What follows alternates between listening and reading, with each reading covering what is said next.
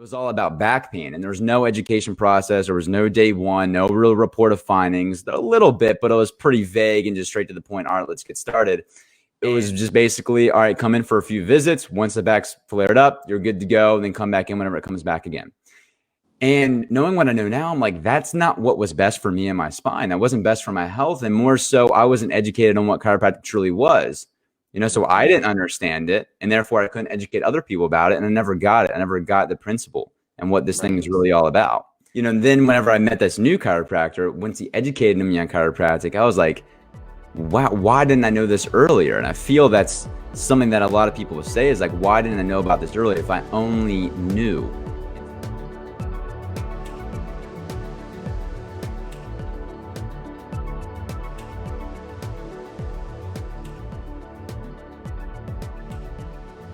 Hey, what's going on? Dr. Ben Glass with the BecomeAChiro.com Pre Chiro podcast. And I'm super excited today because I've got a gentleman here with me, a young chiro in training who I consider to be one of the first original OG Pre Chiro advocates on YouTube, on the internet, who's obviously got a passion about chiropractic, wants to share it. So Stephen, thank you so much for being on this show with me today. If you could just start off by sharing a little bit about your chiropractic story and what led you to chiropractic school. Yeah, Dr. Benoit, first of all, appreciate you having me on. This is great. This journey of me becoming a chiropractor, it can be a long drawn out story like I know it is for most of us, right? But I always say that for me, it wasn't like I found chiropractic. It was more that chiropractic found me. And I heard some chiropractors, remember I was at my orientation here at Life U. They said that, and I was like, man, that's so true. So my story really started back high school athlete. I was really big into football. The only thing I really saw in my future was playing college football. And then after that, who knows what, I just was obsessed with football and was getting a few offers coming in my senior year to play. A couple D2 schools, was trying to go D1, ended up tearing my ACL, and that kind of crushed the whole football dream for me. And so hit kind of like a depression, really took a hit with my health. Wasn't doing the rehab the way that I should have. Remember the physical therapist I was going to looked me dead in the eye and he was like, Steven, if you don't start putting in work into rehab, then you're never going to recover fully. And he scared the crap out of me. And so I really started to say, you know what, enough's enough. I'm going to start being a victim in my life and start taking action. And so really just made an effort to better my health, not just with my rehab with my knee, but like whole body health, and just started getting really, really into not just health and fitness like I was in football, but really just everything that I could possibly do to transform my health. And so how this goes in with chiropractic is it's completely transformed my career path. I was planning on going to study business at West Virginia University. Ended up changing to an exercise physiology major with the intention of, hey, I want to do something in healthcare. If I can be a physical therapist or some kind of doctor, I want to do it and really inspire people to better their health and the amazing ability for the body to heal naturally. That was my main thing, which is the chiropractic philosophy, but I didn't even know it yet because I haven't been exposed to chiropractic.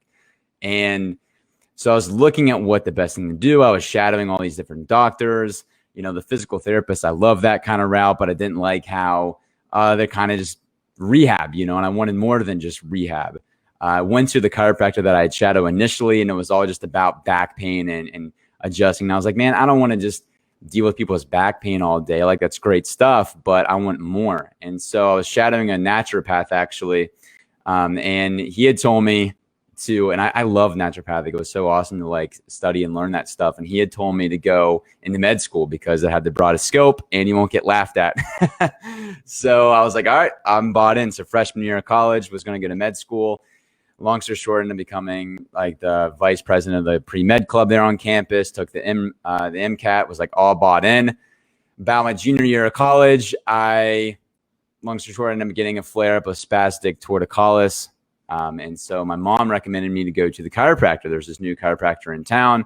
So heard great things about him. You should go visit him. She's like, oh, okay, fine. I'll go visit him. Went, obviously, he adjusted me about 2 to 3 visits in. Torticollis was completely gone. I thought it was absolutely incredible. Never seen anything like that before.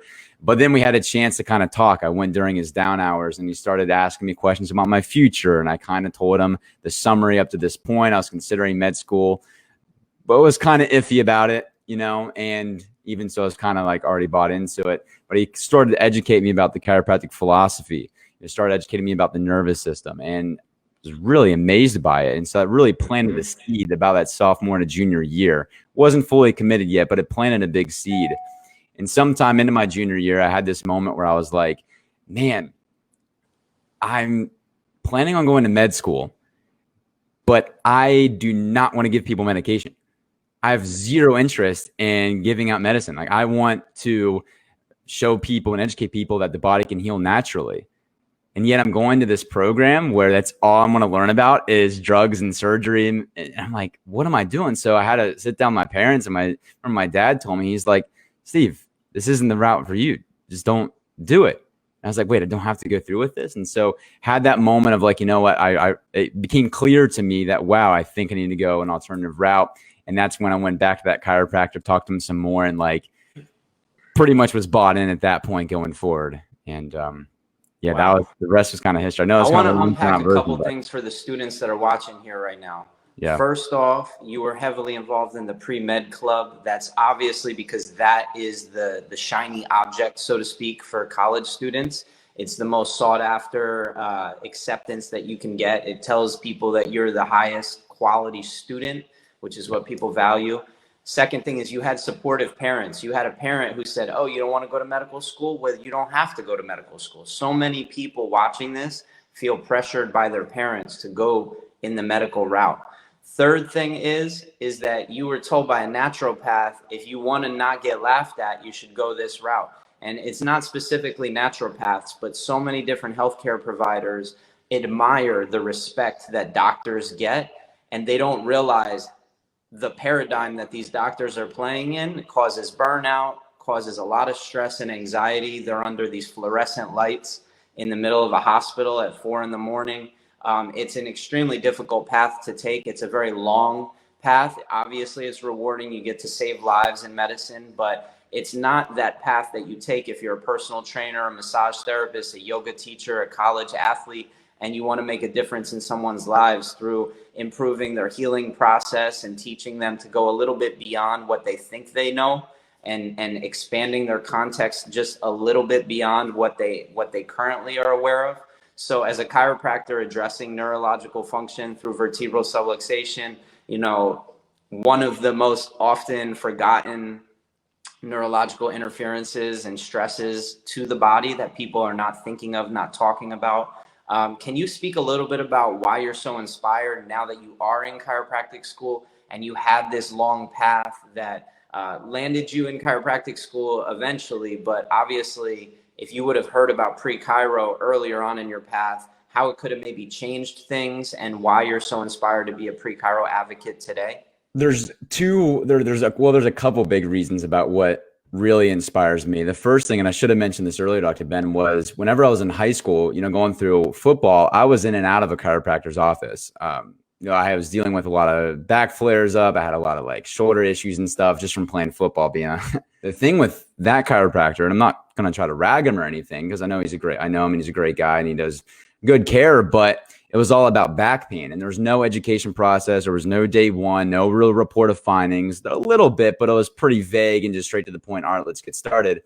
It was just basically, all right, come in for a few visits. Once the back's flared up, you're good to go. And then come back in whenever it comes back again.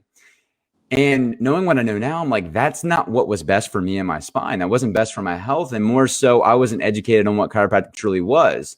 You know, so I didn't understand it, and therefore I couldn't educate other people about it. And I never got it. I never got the principle and what this thing is really all about. You know, and then whenever I met this new chiropractor, once he educated me on chiropractic, I was like, wow, why didn't I know this earlier? And I feel that's something that a lot of people will say is like, why didn't I know about this earlier if I only knew?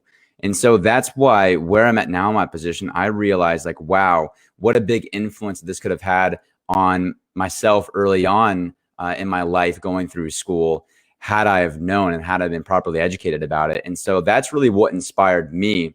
And whenever I was looking into the schooling process, like most students, you're looking up on websites, trying to learn about chiropractic school. I was researching all the different chiropractic schools.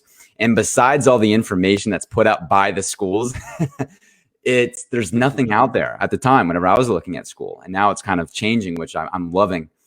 And so I was like, wow, there's next to nothing out there on the chiropractic school process and what it's like.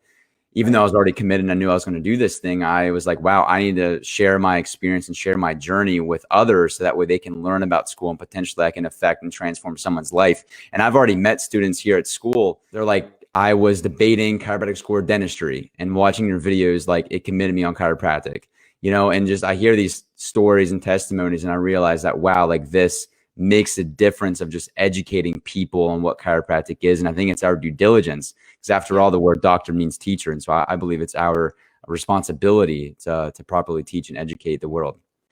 Thank you for having that insight. I had the same insight. I kind of came in the back door. I was planning to become a physical therapist or a physician's assistant. I was volunteering, getting on my experiential learning hours. Chiropractic never really popped up on my screen as an option, a legitimate option. So here I am, 8 years into practice, about 12 years later after graduating college, and I couldn't be more happy with the path that I chose. And it's my goal with this channel to really illustrate that I'm going to be talking to people that had a great experience, that didn't have a great experience. I want to be fully transparent about the educational experience that students have.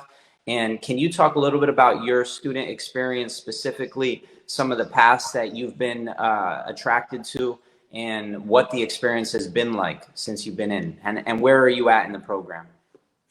Sure thing. So right now, I go to Life University, the school I attend to. I just finished my 9th quarter of school, so heading into 10th quarter. So that's out of 14 quarters. So I'm kind of nearing the end. Got about another little over a year left. And so my process coming to school, again, I already had the intuition that I was going to document the schooling process in some form or fashion. And I really wanted to do so just to show people my experience, at least so that way I could leave a trail for others to follow. And I didn't really know how that was going to manifest, but I just trusted the process that it was going to work out. And so really starting first quarter, that's why I started my YouTube channel. I started making videos, really just documenting the process. It started out with just simple vlogs where I was just kind of sharing my journey, because as I'm learning and going through it, other people can experience it and learn from it as well. But I had met a really good now friend of mine at the time. Whenever I was coming in orientation, he was one of the student orientation leaders. And I remember he had told me, I really liked this guy and really looked up to him. He was an upper quarter student, and I could just tell he had it together, the way he dressed, the way he talked, the way he carried himself. And I knew I wanted to learn from him. And so in conversing with him, he had told me the importance of getting involved in clubs on campus, and that it's really influential, not just to learn the material in the classroom, but to really educate and grow yourself in clubs and organizations. Because in the school, no matter how great the school is, every school has the same mission in mind, and that's to prepare you to pass your boards and get you a degree. They're not training you on how to become a successful chiropractor, not training you on how to run a business, not training you on how to be a great adjuster or amazing at your technique. And so that's just the reality of it. And with all the schools, you have to use these clubs and organizations as a way to get that extra little bit of experience under your belt. And so he had recommended to me to join a business club or a public speaking club to practice your business and communication skills, and a technique club as soon as you can off the bat, and commit to at least one club whenever you first come into school. And then if you like it, great. But if not, kind of just play around, flirt around, date with different clubs and see which ones you like, and then start to commit and kind of find your narrow path. And so that's kind of how it happened with me. Whenever I came first quarter, I got involved with, at our school at Life, they have a club day. And so, all the different clubs set up their little booths. You can walk around and they, learn a little bit about the clubs and stuff. And so that first about week or two in my first quarter, I went to a few technique clubs, went to a couple business clubs. And then I just picked which ones, I narrowed it down to about 3 or 4 clubs. And then I started kind of going to all of them. And then by the end of the first quarter, I kind of had the techniques and the business that kind of, that I felt was going to be best suited for me. So. Interesting. Yeah. It was a little different for me. I basically took a while to figure out what was going to be the path that I wanted to choose. There's so many options in chiropractic. For prospective students, you have no idea that there's more than 20, if not more than 100 different paths that you can take within the umbrella of becoming a doctor of chiropractic. Can you speak to the transition of going into school? how hard was it for you to uproot yourself, move to a new town, get settled, wrap your mind around this new schedule, which is graduate education? Can you talk about the difference between sort of the undergraduate experience and the graduate experience for people who are really just looking at this profession, trying to figure out, is this something that's legitimate? Is it something that they're going to be challenged by? Because I believe a lot of pre-med students just want the challenge. They want to be able to say, I overcame a really rigorous program academically. I also would like you to elaborate a little bit more on that supplemental curriculum that you're talking about and what you're currently working on outside of the classroom. Sure. So with the first thing, with the transition from, I guess, your undergraduate into the graduate, specifically the chiropractic school program, usually the schools, I think the hardest thing probably in the transition is just the speed of the program itself. So in undergrad, we're used to the semester-based system. And then in chiropractic school, most of the schools are either on a quarter system. So there's 4 different terms a year, or a tri where there's 3. And so, at Life, we do a quarter-based system. And so there's 10 weeks of classes, 1 week of finals, so 11 weeks total. And you're combining roughly close to anywhere between 24 to 30 credits within that 10-week period. And so you're looking at basically double the amount of classes in a shorter period of time. Now, when I first heard that, it scared the crap out of me, because I was like, how am I going to pull that off? I thought I was busy in college, and they're telling me I'm going to have double the classes. Yeah. And so, but don't let that fear tempt you, because clearly you can definitely do it and rise to the challenge. The only thing that I say, given it is a graduate program, and so the classes are taking up a next level, but the thing I always tell people is, so are you. You're also growing and getting smarter in the process. I mean, I never thought, the transition from going from high school to college, you're always nervous because you're like, man, it's college. It's college now. It's going to be so hard. But yet you rose up and you did it because you learn and grow and mature. And I think it's the same time as well with this process of with chiropractic school, as you'll grow as well through the program. And I think most schools do a good job in that transition. And so I really think the main thing with any school program, even in undergrad, the biggest thing that I think students need to build up is time management and discipline. I think if you can work on that now, no matter where you're at in your school, I think it's a lifelong journey to build up your time management and discipline skills, but just try your best to really work at that, because that's really the game, more so, I think, than the difficulty of the classes. It's more about how well you can manage your time. And I believe that if you can manage your time well and be disciplined in your schoolwork and balancing everything else out in your life through school, you're going to do fine. I like that advice. I think that balancing what you spend time on can be like a more finer detail within that umbrella of time management. But continue on, my friend. This is really valuable stuff. I mean, just imagine we're speaking to high school students. We're speaking to people that are transitioning into this career. Speak to how you managed your time as a young Chiro student, and now how you're managing your time as somebody who's kind of reprioritized your needs. In the main umbrella, I think the biggest thing is you got to get a schedule, got to get a calendar, and fill out all your classes. I think that's the main thing, and especially in chiropractic school, you have so many different classes. You got to balance all of that. And so just getting a calendar with all of your classes on there. And I know now we're doing like this hybrid, a lot of online classes, so it's a little bit different with that, but just in the mainstay, with normal classes, we're on campus. Balancing out the class times is the first thing. And then I like to then think about when you're going to do, I use something called time blocking. So you basically have different hours of the day where you're blocking your times out. And so I'll use Google Calendar, and I will just then have hours of the day that I'm going to work on getting my schoolwork done, hours of the day where I'm going to be in classes. Then I'll plan out stuff like when I'm going to be in the gym, when I'm going to do things like meal prep. Then I balance like clubs I'm going to. I'll even balance like when I'm going to clean my apartment, just do like normal errands and stuff, because got to schedule that stuff in too, So really just time block all the important stuff and kind of just layer it down, and then put it in your calendar, just so that way you have that time blocked off for yourself, so you know what you're going to be doing at what time of the day. And you'll kind of figure out when the best time you like to study, when the best time you like to get assignments done, when you like going to the gym. You'll kind of start to figure all that stuff out for yourself. And then I think the second thing you need to do is keep some kind of like an assignment tracker, or like a task management tracker, where you basically put all of your assignments, all of your quizzes, exams, and stuff onto a sheet, which you can track. And so for that, I like to use an app called Todoist, not to-do list, but without the L, so Todoist. And that's pretty good because I can kind of create folders in there with all my classes, and I'll put in at the start of the quarter all the different, when the exams are for every class, when certain assignments are due, when quizzes are. I'll put all of that stuff in with the due dates attached, so I already know when all my assignments are due, so I stay on track of everything.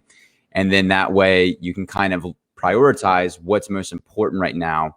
And then, on every day, every week, I spend some time at the beginning of the week and kind of just plan out my week for what work I need to get done in that time, and just making, I kind of move stuff around on my time blocks as such, giving myself that wiggle room there if I need more time to study or more time to get stuff done, or if I have anything else going on that might require, that's out of the ordinary, I can kind of fill that stuff out through the week. And then from there, if you were to break down a percentage of how much time you're spending on the curriculum and passing your classes, doing well in your classes and getting ready for boards, and then how much time you're spending outside of the classroom, developing your skill set, becoming a better communicator, a better adjuster, developing your understanding of the science, and developing your skill set in regards to entrepreneurship, how would you break down the percentage you're implementing?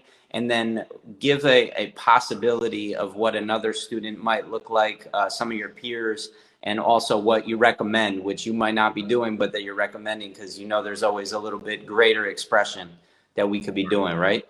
Absolutely. Absolutely. And what my current kind of schedule looks like is, again, now it's online classes. So it's a little bit, I actually like it better because I can really knock out my schoolwork done whenever I want. So I do that stuff early in the morning and I'm already done with my school. So I have a second half of my day to get other stuff done. So it's been really nice. Starting out, I think it's important. I think start small. You don't want to burn yourself out too early. I kind of did that myself, where I felt I got way too involved and I had to bounce back. But in the same instance, I think it was good that I tested that boundary of where my burnout is. So I think that got too involved with what? With school and with clubs, right? And so I was getting involved in a lot of different clubs, but really just going practicing every single day. I was, with my technique, I was meeting up with, and I'm not saying this is a bad thing. I think it got me where I'm at now. So I'm grateful for it. But, practicing every night with students, I would really try to orchestrate, we had the club I was going to. I went to the Gage club. That's the club I'm involved with now. We met Tuesday nights. And so on Monday night, I would meet with a small group of people and we would start reviewing stuff that we're going to go over for the next week or for that night in club. And then, we'd practice maybe 2 or 3 other nights throughout the week, just getting some extra reps in. And so things like that, I think that really helped mold me into becoming prepared to get into the clinic system. But yeah, I would recommend, I think if you can get involved in just a solid technique club and just start learning the basics, I think the most important thing with getting involved in something like a technique club is you want to start with something that's more foundational. That's what drew me into Gonstead at first. Was it's a foundational technique, and a lot of the stuff in the technique is spread throughout the curriculum as well. So I knew that learning the Gonstead technique, because it's a full spine technique, it was going to prepare me for the clinic, because in the clinic we do full spine. So it was basically the same thing kind of coming together. So I was like, well, at the bare minimum, even if I don't stick with Gonstead long term, I knew it was going to prepare me well for school and through clinic and make me a better chiropractor starting out. So I got involved with that. And I think the club too kind of took care of the building process. They do a tier-based system. So it wasn't like I was being taught stuff way over my head. But just really feeding that. And I think my real advice though with students is to not neglect that stuff. I think really, in my opinion, I believe that extra, curriculum that you build for yourself outside of the classroom is just as important as your schoolwork, if not more important really. But you got to value your school because you got to get through school. But I believe even starting out, really understand that it's the same importance, that this place that importance on yourself, like going and practice your technique or showing up to club, is just as important as showing up to your class. And that's something I tell younger students now in school is whenever they come to club, I'm like, okay, I want you guys to commit to club this quarter and treat it like it is a class. We meet from 6:30 to 8. And so from 6:30 to 8, you're not going to miss your class. So I don't want you to miss club. And so a lot of times in the inner quarters, we can amplify the difficulty of school in the moment. And we can amplify, we can say, oh, I have all these exams and all this stuff going on, I got to get caught up on. And then what starts to slide is the stuff we're learning outside of school, the technique, the business, the communication, even stuff with your own personal health is all. It kind of goes out the window and you're focused on classes. But you got to realize it's not really benefiting you as a person in the long term. It's not really going to benefit you as a chiropractor in the long term. And that stuff, quarter after quarter, semester, term, try after try, that's going to start to build up. And you think in the beginning, like, I'm just going to stay and study. I'm not going to go to that technique club. Well, you do that quarter after quarter after quarter. Next thing you know, you're in clinic. Next thing you know, you're out doing your preceptorship. Now you're graduating and you're like, I don't know any, I'm inexperienced. And I feel that happens to a lot of chiropractors. And so I think really just committing it, that it's a part of your education, a part of your growth. Definitely. How has being so committed to that outside of the classroom work benefited you in your clinical experience? I know that you've just transitioned into the student clinic. How has life been different for you as a new student doctor in training, obviously, but taking care of people? How is all the work you've put in up until now really benefiting you right now? I mean, it's been awesome. It's been really amazing to go through the clinic. And so I just finished my student clinic. So I'll actually be heading in the outpatient clinic next quarter. But I think, once you get to that point of being in clinic, which is going to happen sooner, you'll be surprised at how fast the program goes by. But once you start getting in those upper level technique classes, or once you get into the clinic system, you don't want to be in a state, now given you're always going to be learning, but you don't want to be in a state where you're learning your technique then. You want to get to the point where you're starting to refine and start to build that experience. And so, at LifeU, we have, our full spine classes, full spine 1, full spine 2, full spine 3, and then you get in the clinic right after there. So you have 3 adjusting classes. You only get to adjust in the 1 in full spine 3. So the other 2, it's just like practicing setup. So you get 1 quarter of setting up on. You might get at best, because you only start halfway through the quarter. So I think you get something like 5, maybe 6, I think like 5 adjustments in on a student on one segment of the spine. And so if that's your first time really getting your hands on and really practicing your technique and even adjusting someone, by the time you get into the student clinic, you're not ready. You're just not ready yet. And so I think once you get into those full spine classes, that's when you should be refining your skills, not learning and getting your experience. And so I think getting that experience in early on and, within your first year of school, having that strong foundation in your analysis and skills there. Or just because this is what the podcast is all about, before school. Exactly. That is very true. That actually is something that I've been talking to a lot of students who are seeing what I'm talking about. Now they're in undergrad. I have someone in high school ask me questions. I'm like, this is amazing. And I think absolutely, that's such a big point. Do start to learn this stuff even early on in school. The earlier, the better, really, honestly, and let it evolve over time. So that way, because I agree with that. Even you show up in club, but you already have a basic understanding of a lot of the stuff you're already learning. And then now it's just creating that repetition for yourself versus the first time hearing it. It takes a lot more time versus if you're just like, oh yeah, reviewing the stuff, getting more experience, getting hands-on, it's only going to save you. And I think once you get into those upper technique classes, once you get in the clinic, now it's all about, you're not learning the stuff, you're confident in your skills and your abilities, and you can actually focus on getting people well. And that's such an amazing thing, And so I think the skills you learn early on will pay off later. And I think for me, at least, it's starting to kind of show, given there's still so much more that I need to learn, but being in clinic, it's been, I think the work that I put in early on in school is starting to show. And it's so worth it, You got to put in the work. Absolutely. Yeah. It can look so many different ways. They don't have to take the exact path that you took to get there, but they have to be on a parallel path that you were on, where they're valuing that supplemental time that they spend outside of the classroom with their students that are in the class with them, but then they actually have accountability partners, or they have mentors that they meet with outside of the class. And that's what we're trying to create, is a supportive infrastructure so that every chiropractic student feels like they were fully supported in their pre-chiro experience. And that translates into them feeling experienced and exposed to what they need to be successful in their chiro student experience.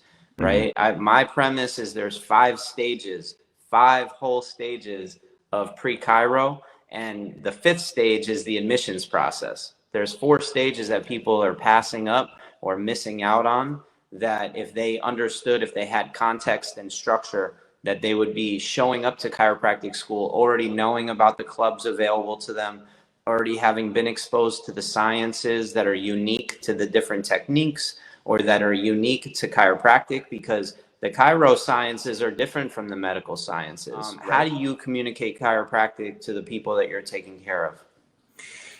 Right. So communication, again, it's so vital. It's so vital. I mean, you talked about, just in my experience alone with different chiropractors, what made it or broke it for me was the communication with the chiro. And that's really what ultimately led me here. And so the communication stuff is important, first and foremost. And I think just as we practice our technique, just like you practice the science and the books and the classes, you got to practice the communication skills for yourself as well, and putting yourself in positions to be able to practice your communication and communicating chiropractic and doing it well, because people are receptive to how we communicate. And I like to keep it simple, in my communication. And I even in the student clinic, I was always doing some bit of education every single time, always doing a little bit of education. But my real simple explanation of what chiropractic is and what we do, and I guess like a 30 seconds to like a minute window, is, I would say something like this. I'd say, so Dr. Ben, you got basically in chiropractic, a lot of people think that it's just for neck and back pain, but the reality is it's so much more than that. And you see, really, chiropractors were interested in your back, in your aches and pains and dysfunctions, but we're really more interested in the overall function and health of your nervous system. So what I mean by that is, you have your brain that sits on top of your skull here, and you have your spine. And so down every single layer of your spine extends your spinal cord, okay? And so the spinal cord forms all of your nerves that come out at every single level. And those nerves are so important because they go to every single muscle, tissue, organ in your entire human body. And so without our nerves, we really wouldn't have a communication between the brain and the body. And so the nerves is what connects the two. And so what can happen is, whenever we get normal everyday stress, or we have slips, falls, it puts stress on our spine. And what can happen is, just like any other joint in our body, it can cause a little bit of a slip in that joint in the spine. So whenever that happens, you get wear and tear, inflammation at that level. And the inflammation can put irritation on that nerve exiting out of the spine. And so in science, we call this a vertebral subluxation, which is basically subluxation, so less than a dislocation of the spine. And it irritates that nerve. And so think of, just like, whenever that happens, that nerve cannot communicate the way that it's supposed to. Okay, simple explanation is, if we hit our funny bone, what happens is our arm and our hand goes numb. We don't have that normal sensation because the nerve isn't functioning properly because we had irritation to it. Or vice versa, if we slept on our side of our shoulder, what happens? Our arm went numb because we're irritating that nerve. It's the same thing in the spine, but the problem is we don't necessarily even sense the spine. 90% of subluxations don't even produce symptoms. And so we may have irritation to that nerve and not even know it. And it can be going on for 10, 20, 30 years. And we're not getting that adequate nerve supply to different parts of our body, especially your vital organs. And so not only can we show up in aches and pains, which is the reason why you're here in our office today, that can be irritating nerves to different parts of your body that can be causing all sorts of dysfunctions. So what we're interested in chiropractic is looking at exactly where that bone is misaligned, creating that inflammation on the nerve, and using specific and gentle adjustments to restore that alignment in the joint, allowing that body to naturally heal out that inflammation, releasing that pressure on the nerve, and allowing your body to function the way that it's intended. So it's simple as that. And I know I kind of drew it out long because I want to put a few different points in together. I can make it even simpler than that, but just having little bits of information, educating people is really, really important. So do you think college students should really strongly consider the chiropractic path if what that message was that you just shared with them resonates with them?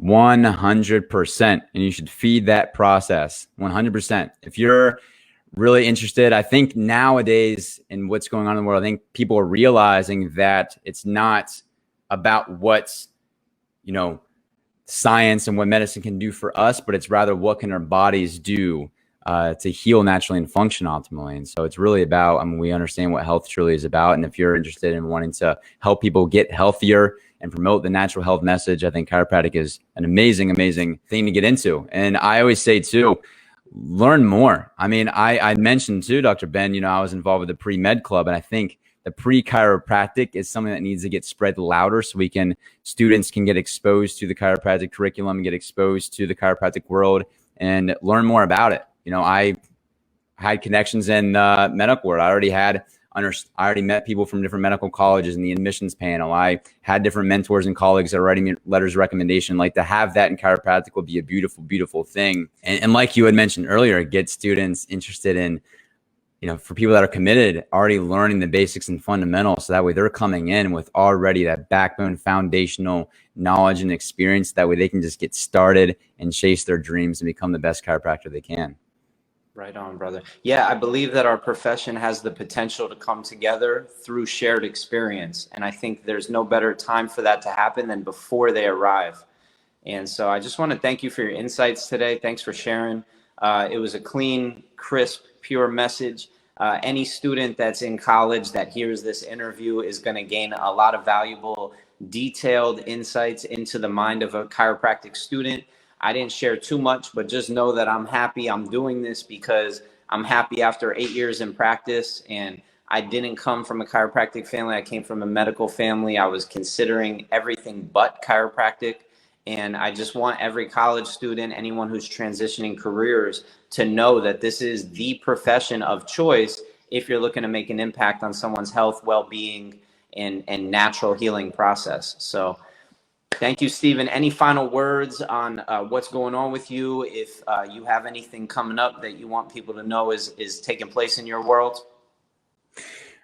100%. So heading to the outpatient clinic, like I said, and so it's been so exciting to be able to see real patients out in the real world. I'm always here as a light. If any student watching this has any more questions or wants to reach out to me, I'm always available. I love talking with students and answering questions or just giving feedback. Or if you just want to chat, have a conversation, I'd love to have that with you. So feel free to get in touch with me. I have a YouTube channel you can watch. If you haven't seen it already, you can just look me up at Stephen Gage or just type in chiropractic school. You'll probably find me on there. And just get in contact with me. Really, honestly, I'm willing to help any students as much as possible and really get you going on that process.